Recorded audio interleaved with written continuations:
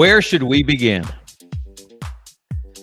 So much to say after one 60-minute football game that has completely changed the immediate perception of Alabama football and Kalen DeBoer, and not for the better. And because of what happened in Tallahassee, Florida on Saturday afternoon, Kalen DeBoer is now on the clock at Alabama. Of course, he was on the clock when he took the job, as is every coach. But as every coach who's coached at the University of Alabama can tell you, it is different here. I can vouch for that, having followed that program for 4 decades in my professional career. It is different there. And Kalen DeBoer is now finding out just how different it can be. Welcome in, everyone. I'm Kevin Skarbinski. This is ScarboKnows. Let's give a shout out, first of all, to our sponsor, Money Management Services, a family-owned, fee-only financial services company right here in Birmingham, Alabama. But they can work with you whether you live anywhere in the state of Alabama, anywhere in the Southeast, I guess anywhere in the country. You can reach out to the Rice family. They're good friends of mine. They will take great care of you. We'll hear from them a little bit later in the show. So let's get to it. As everyone knows by now, Alabama lost its opening game at Florida State, at unranked Florida State, 31-17. Trailed for much of the game after Alabama took the opening kickoff and put together a workmanlike, long, drawn-out grind of a drive to take a 7-0 lead. And then at that point, I don't know if it went through the minds of the Alabama players that they had established some kind of dominance over the Seminoles, because it was all or almost all downhill from there. Now, Kalen DeBoer is on the clock, as is every coach, to different degrees, but more so than ever for a number of different reasons. Let's look at some of the reasons why he's on the clock. It's not just that Alabama lost the game. It's not just the final score. It's not just losing by 2 touchdowns to Florida State a year after Florida State went 2-10. It's the score, yes, but it's more than that. It's the trend. This is not the first time we've seen this kind of non-performance from the Alabama football team under Kalen DeBoer in 1 year and 1 game. His Crimson Tide is now 5-5 in its last 10 games. That, as anyone can tell you, is unacceptable in Tuscaloosa, Alabama. And it's not just that they're 5-5 in those last 10 games, but 4 of those losses came to unranked opponents. And that stands out because here comes the comparison. It's inevitable, it's unfair, but it's real, and it's not going away. Nick Saban, Kalen DeBoer's predecessor, in 17 years as the Alabama head coach, had 4 losses to unranked teams. 4 in 17 years. Kalen DeBoer has 4 in 14 games. That is as unflattering a comparison as you can get. And then to make it even worse, 3 of those unranked losses that Nick Saban suffered as the Alabama coach came in his very first season in 2007. So in his last 16 years, he had 1 loss to an unranked opponent. Kalen DeBoer has 4, as I said, in 14 games. And then you go beyond that. You go beyond the numbers. You go beyond the trends. You go beyond the statistics. Go to the vibe, the feel. If you watched the game, if you listened to the coaches afterward, if you listened to Kalen DeBoer and his coordinators on Monday at their weekly press conference, and you heard words like timid and hesitant, Those are the Alabama coaches talking about their own players, talking about their own team's performance in its first game of the year. And that is what is so hard to wrap your mind around. You had 8 months to prepare for this game. 8 months to game plan, to scheme, to study film, to let your players know that Florida State may have been 2-10 last year, but that was an aberration. That was a different roster. Rosters change radically, dramatically from year to year now. Not to mention that Mike Norvell brought in 2 new coordinators. And one of those coordinators, as we talked about last week on this show, was Gus Malzahn, who was an Alabama slayer, and in particular a Nick Saban slayer, throughout his time at Auburn as a coordinator and as a head coach. So if there was any reason there was no reason for you to disrespect Florida State or to undersell Florida State or not to respect Florida State. And even after that opening touchdown drive, in which Alabama looked like they were bringing back the 2011 version of Alabama football, ground and pound. They rotated running backs. Yes, they were missing one of their starting offensive linemen. Yes, they were missing Jam Miller, their number 1 tailback. But they did drive down the field with the opening kickoff. Took them 8 minutes or so, but they did get in the end zone, and they're ahead 7-0. Best thing you can do as a visitor in a hostile environment. So what happened from there? Well, one of the things that happened was Gus Malzahn happened. And his offense, with a dual threat quarterback in Tommy Castellanos, is a problem. It was a problem for Alabama. It's going to be a problem for Florida State's opponents going forward. It's going to be a problem for Miami. It's going to be a problem for Florida at the end of the year. He's got playmakers. He's got a quarterback who's like a magician with his ball handling. Castellanos didn't have huge numbers, but his ball handling on a day when there was a downpour in the second quarter was fabulous. Didn't turn the ball over, had Alabama's heads on a swivel. That's why their defense played, as Kane Womack said, timid and hesitant. Why Kalen DeBoer said they were on their heels. So there was no reason whatsoever for Alabama not to go into that game prepared to give its best effort.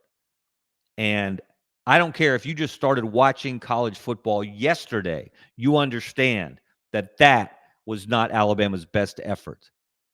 That was not a case of laying your guts on the line and getting outplayed by a better team. That was you not giving your 100%. That was Ryan Williams, your star receiver, at least star receiver for the first half of last season. He has fallen off considerably since then, dropping 3 passes. That was your new starting quarterback, Ty Simpson. And let me stop right here. If you blame Ty Simpson for this loss, you're doing it wrong. Did he have an A-plus performance? No, he did not. But he competed. He battled. Even on that last carry, that last scramble, came up just short of a first down. He was taking punishment. He was battling. He was striving. He was grinding, trying to get that first down. He made a lot of bad decisions. One, notably late in the game, Alabama's driving. It's 4th down. He leaves the pocket because he was under duress a good part of the day, and that's on the Alabama offensive line. But Simpson rolled left out of the pocket. He's got a lot of green grass in front of him. He could easily walk and get the first down with his legs. Instead, he threw almost what looked like a no-look backhand basketball pass in the direction of Ryan Williams, and it landed at Ryan Williams' feet. And the look of disbelief on Ryan Williams' face at the end of that play said a lot. But he can't point fingers. Like I said, he dropped 3 passes in that game. No one on that team, no one on the roster, no single coach can point fingers at anyone. That was a collective failure by the Alabama football program. And boy, have people been waiting to see Alabama look mortal, to see Alabama get bullied. And that's what happened. Even Saban himself, before the North Carolina, Kalen DeBoer, could be worse, Kalen DeBoer, you could be Bill Belichick. Before his debacle of a college football debut in North Carolina's embarrassing loss to TCU on Monday night, Nick Saban said Florida State outplayed Alabama on both sides of the ball up front. They were the tougher team. They were the more physical team. That's disappointing. That's not Alabama football. That's not what Alabama football became very quickly under Nick Saban and sustained for the better part of 17 years. So that didn't look like Alabama football. And like I said, everybody is piling on. Look at some of these quotes.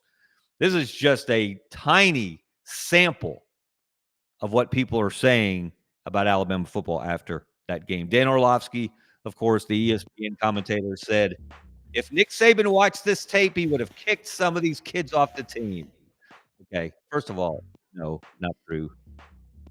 Nick Saban had guys low, maybe not 21 of them. He probably didn't have a game tape with 21 loafs or whatever the total was for this game, but that's a little extreme. And then Johnny Manziel chimed in. Nobody's scared of them boys. Not Vandy, not Kentucky, not nobody. Spot on, Johnny Football.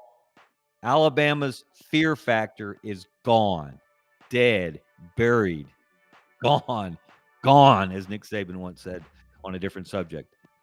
And then one of the greatest players in Alabama history, one of the iconic figures in the history of the sport of football, Joe Namath himself, on Saturday evening after the game, tweeted, well, it looks like this could be a long season. There were 4 O's in that long word that he typed out. Maybe that'll be the number of losses Alabama suffers this year. And if you listen to Andy Staples from On 3, he suggested very strongly that if Kalen DeBoer goes 8-4, he will be gone. He will be fired.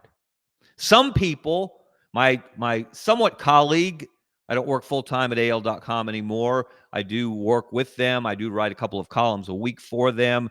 And I spent a long part of my career with the Birmingham News and AL.com. And the lead columnist there now, Joe Goodman, on Monday morning, did he wait till Monday or was it Sunday?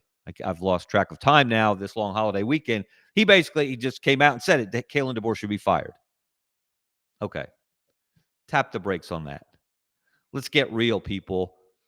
He's not going to be fired as a result of this loss. Okay? Greg Byrne is not Frank Broyles. Kalen DeBoer is not Jack Crow. This is not Arkansas losing to the Citadel in 1992. Because it would cost an obscene amount of money, somewhere between 63, 65, 69 million dollars. Jimbo Fisher buyout money for Alabama to fire Kalen DeBoer. So it's not going to happen before Alabama plays Louisiana Monroe. Interesting that that little bit of history is coming back to remind us that Nick Saban was not perfect, and it took him time at Alabama. He did lose to Louisiana Monroe, and Bryant Vincent, the former UAB coach, is bringing the Warhawks to Tuscaloosa this Saturday. I suspect Alabama will play ornery and angry and will pound ULM into the dust, and that will prove nothing. It will tell us nothing that we need to know about this Alabama staff, this Alabama roster. We really won't know, and even Wisconsin the following week is not going to give us a very good picture. Alabama went to Madison last year, and while the fans were jumping around at the end of the third quarter, Alabama spent the entire 4 quarters jumping all over the Badgers and beating them badly. So we won't really know how Alabama is going to respond to the embarrassment of what happened in Tallahassee until they go to Georgia on the last Saturday in September. And I suspect very strongly that if Georgia wins that game, they will snap the streak of teams beating Alabama and then storming the field. Georgia doesn't do that. Georgia shouldn't do that. Florida State really shouldn't have done that. And that's when we will know. We already know. Look, the dynasty is dead. Nick Saban's dynasty was dead before Nick Saban retired. Did not win a national championship his last 3 years. Was replaced somewhat, even though they beat Georgia in that 2023 SEC championship game, really was replaced as the dominant program in the SEC by Kirby Smart and company. Because Georgia won 2 national championships, 21 and 22, since Alabama won its last one in 2020. And Georgia beat Alabama in 2021 to win Kirby's first big ring. So Alabama was in decline, even with Nick Saban on the job. So in a sense, we shouldn't be shocked that Alabama is not what it used to be under Nick Saban, because it wasn't what it used to be under Nick Saban at the end of the Nick Saban era. Why we should be shocked, and why Alabama fans should be and are disturbed and disgusted at what they saw Saturday, is lack of effort. Lack of execution is one thing. Lack of effort is inexcusable. And God bless Bray Hubbard. He made a lot of plays for Alabama football last year, but he was caught on tape. Jogging is a polite word, I suppose, for what he was doing as Florida State was running free down the left sideline. He wasn't exactly going full out.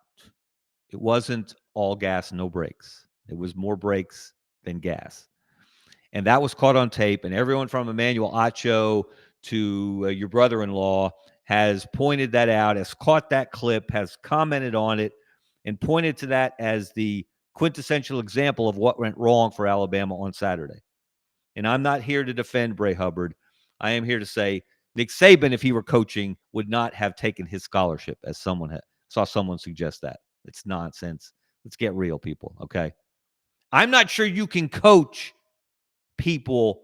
I'm not sure you can coach coaches, which head coaches do. I'm not sure you can coach players the way Nick Saban did it for so long. People like to say kids haven't changed. Yes, they have. Ryan Williams walked into Doak Campbell Stadium when Alabama arrived on Saturday carrying a stuffed animal. Looked like a dinosaur. Looked like he had his feet spatted. Looked like he had eye black under his eyes in tape. The dinosaur, that is, not Ryan Williams at that time. And, of course, what does that suggest? What is a stuffed animal? A stuffed animal is soft. And we already knew from the day he took the job that Kalen DeBoer was not Nick Saban. Nobody else is Nick Saban. There is one of those, okay? He was one of one. Wasn't one before. You can say, and you can compare Paul Bear Bryant, certainly in accomplishment, in demeanor, in command, in fear factor. You can compare Bryant and Saban, but it's a different era. So we already knew Kalen DeBoer was different. We knew he was soft-spoken.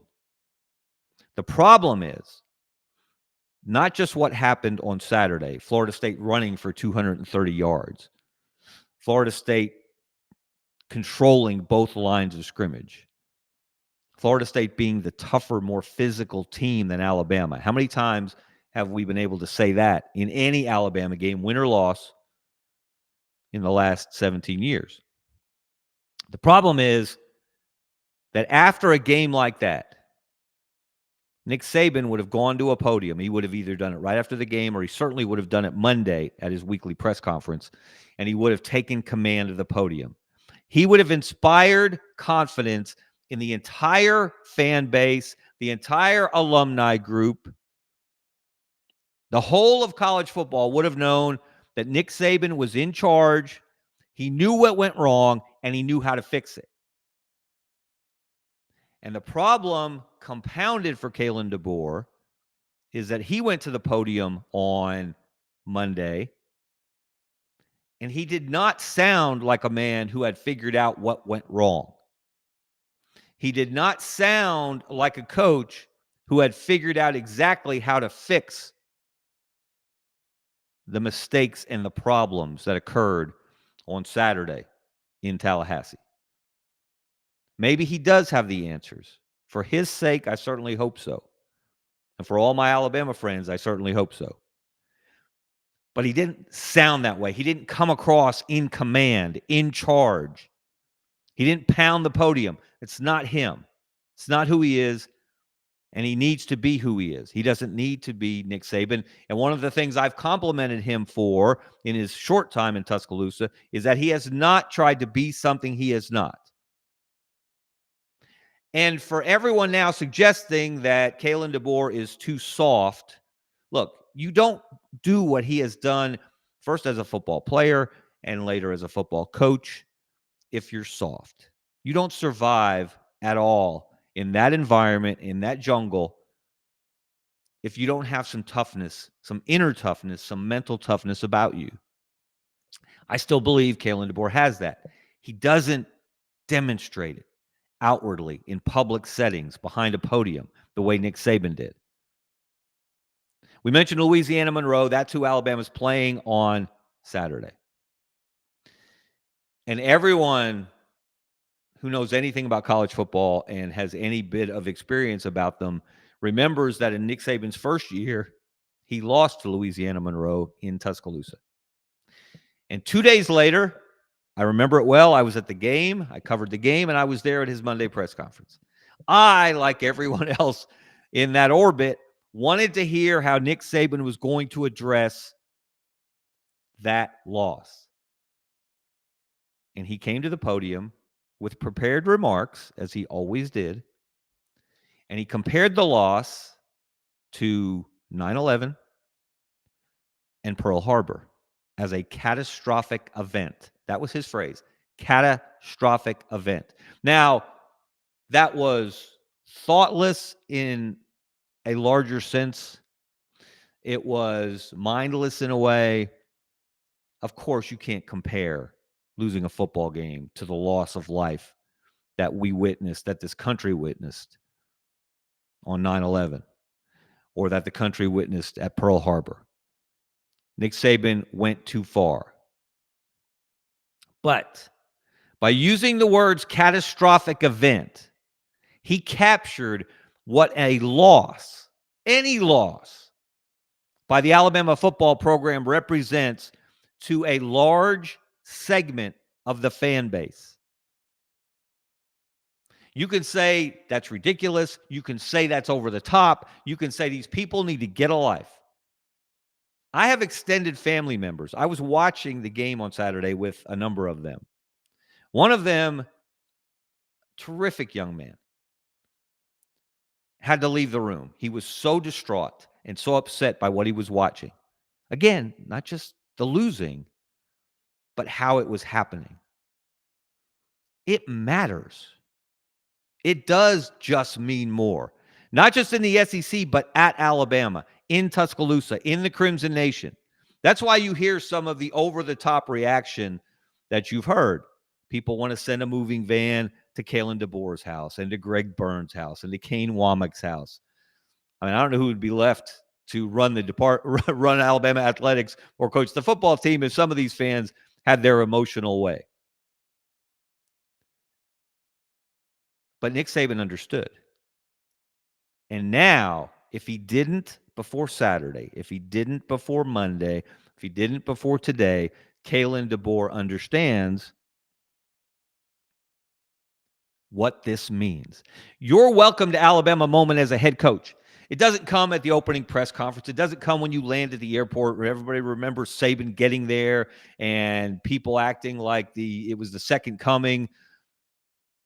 A drunk woman embracing him, kissing him on the cheek, making him very uncomfortable. That's not your welcome to Alabama moment. Your welcome to Alabama moment is not the first time you run out of the tunnel in Bryant-Denny Stadium. Your welcome to Alabama moment is when you start losing football games. And in many ways, Kalen DeBoer got a pass last year and probably deserved it. It was his first year. He came in relatively late. after Saban's retirement.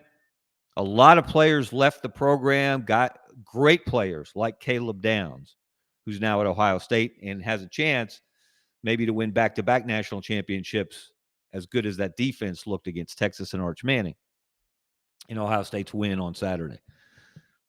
So you could give Kalen DeBoer a pass for year one. You cannot give him a pass for what happened Saturday. This is his team. This is his staff. These are his players. And how many times did we hear, whether it was Kalen DeBoer or others talking about the program, compliment the fact that they didn't lose players to the transfer portal, that guys stuck around? That was a vote of confidence by the players in Kalen DeBoer, in his staff, in the way they were going about things. So to come out and put forth that performance on Saturday has a lot of people scratching their heads. It has a lot of people wondering, what is Kalen DeBoer's football program all about? Forget comparisons to Nick Saban. Those are unfair, but they're not going away. But what is Kalen DeBoer's football program going to be all about? And let's show people again. You already know this, but it really hits you when you see it in visual form. Let's look at what is the Bama standard. We know what it has become. It's an impossible standard. No one is going to do this ever again. I don't think that's an outrageous prediction. 6 national championships, 9 SEC championships, 11 trips to either the BCS championship game or the college football playoff, a 36-14 record against top 10 teams. And there's the dagger that's drawing blood on Kalen DeBoer's reputation. Losses to unranked teams. 1 in the last 16 years of Nick Saban. 7 times they were AP preseason number 1. They had 4 Heisman Trophy winners. That's the Bama standard. It is unfair to suggest that Kalen DeBoer or Mike Norvell. Oh, remember when we talked on Friday about extra mojo that the Seminoles might have? And part of that was Mike Norvell being on the short list of Greg Byrne when he went looking for a successor to Nick Saban. Really came down to 2 guys. It was Kalen DeBoer. It was Mike Norvell.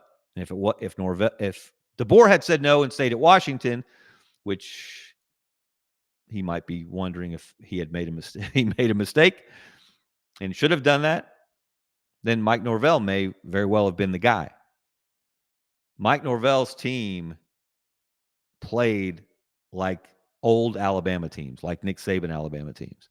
They were prepared. They were spot on. Remember how many times Alabama opened the season under Nick Saban in a neutral setting, in an NFL stadium, in an NFL city, against a quality name opponent, an opponent that probably in many cases were better in name than in fact.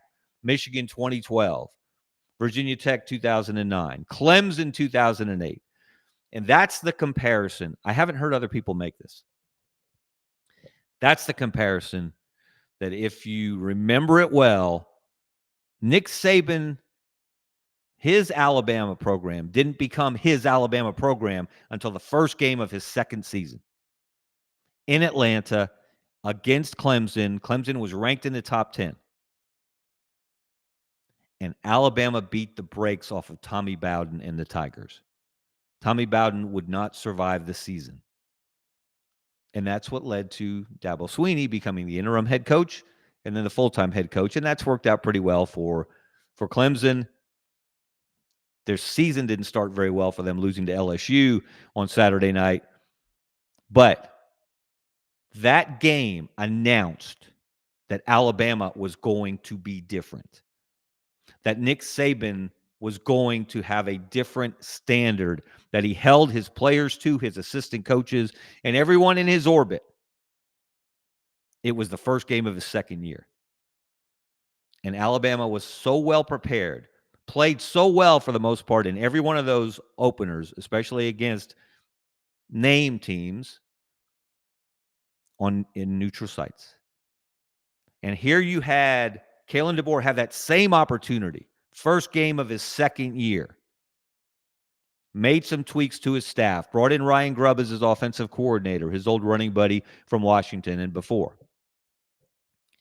Kept the core of his staff. Kept the core of his roster. Brought in some key transfers, some key freshman signees. And it just didn't work. It was a massive flop. So now the question becomes, what do you do about it? Where do you go from here, Kalen DeBoer? That is what is going to determine the future of Kalen DeBoer at Alabama, not what happened Saturday.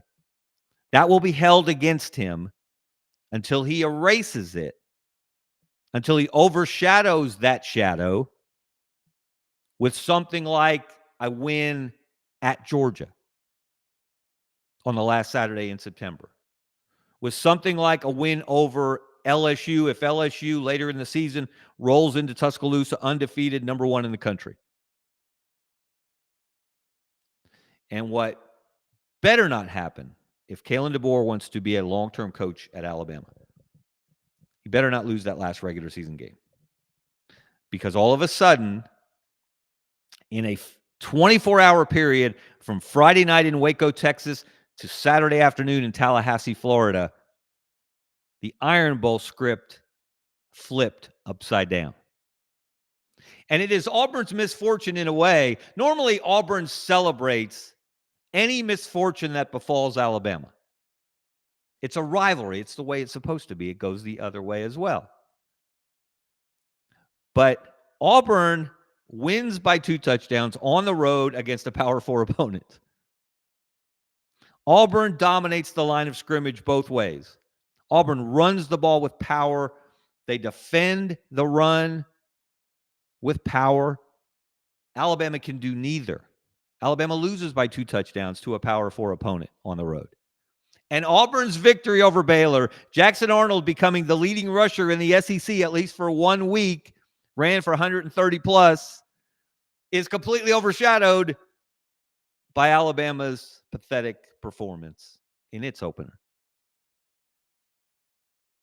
So we're waiting a little bit later. The AP poll is going to come out for this week.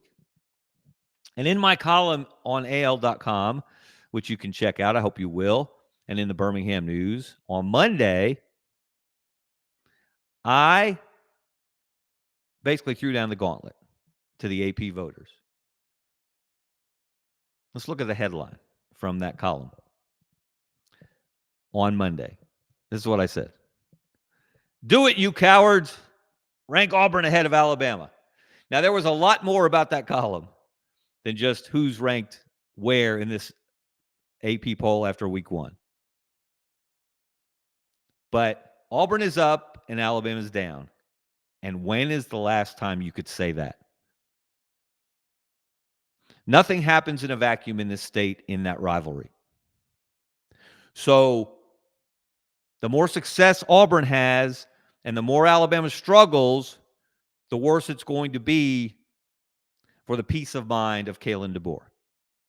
He can only coach his program. He can't worry until it becomes time to prepare for Auburn, about Auburn. But it does him no favors if Hugh Freeze truly does have that thing turned around. And we'll find out more in a couple of weeks when Auburn goes to Norman, Oklahoma to play the Sooners. Was Baylor fool's gold? We'll see.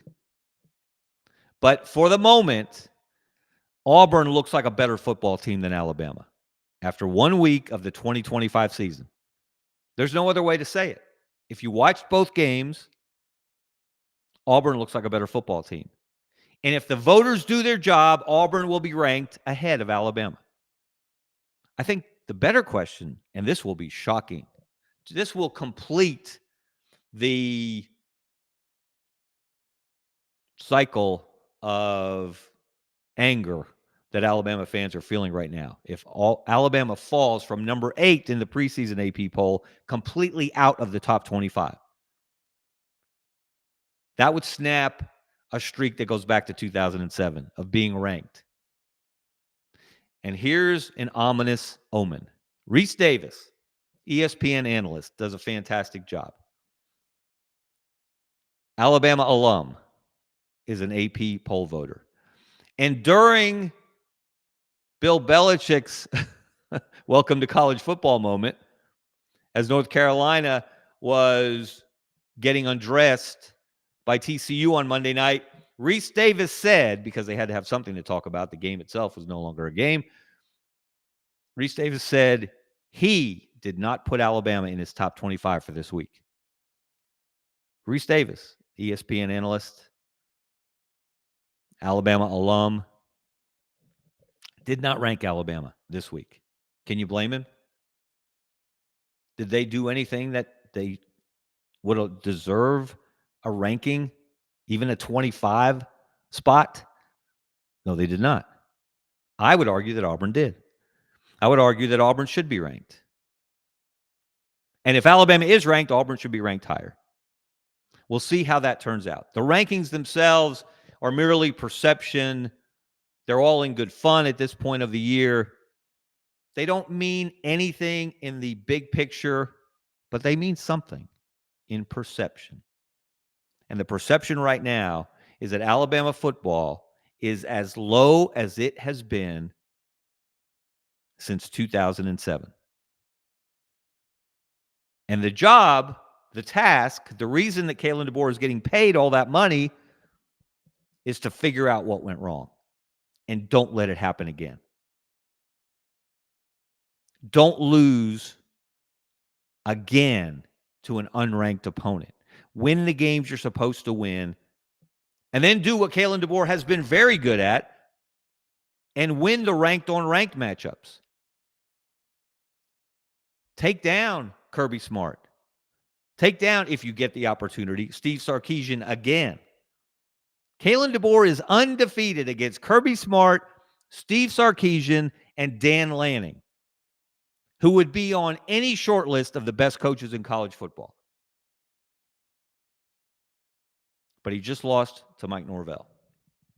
He lost last year to Clark Lee. He lost last year to Brent Venables. He lost last year to Sharon Moore. And Josh Heupel, but Josh Heupel has more bona fides as a head coach than those other guys, except with the possible exception of Mike Norvell. And I think this Florida State team is going to be more of a reflection of what Norvell's program is about than last year was. So, Kalen DeBoer, you wanted to be the Alabama football coach? Welcome to Alabama. Where are you going to go from here? That's what we want to know. That's what we want to see. And that will determine whether you get a third year in Tuscaloosa or not. All right, everyone. That's all I've got to say about that. We're going to get out of here. We're going to be keeping our eyes open to see what the AP poll tells us. And before we get out of here, check out our sponsor, Money Management Services. Family-owned, fee-only. They do it right. They treat you right. Rice family. Great people, great service. All right. I'm Kevin Skarbinski. This is ScarboKnows. See ya.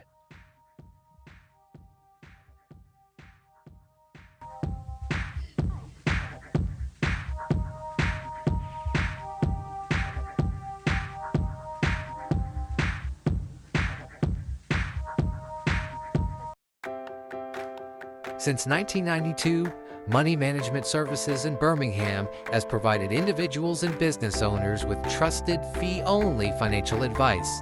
We're more than advisors, we're your financial family. From retirement planning to tax strategies and estate planning, our team builds personalized wealth management plans tailored to your life. At Money Management Services, we treat you like family, because when you walk through our doors, you become part of ours.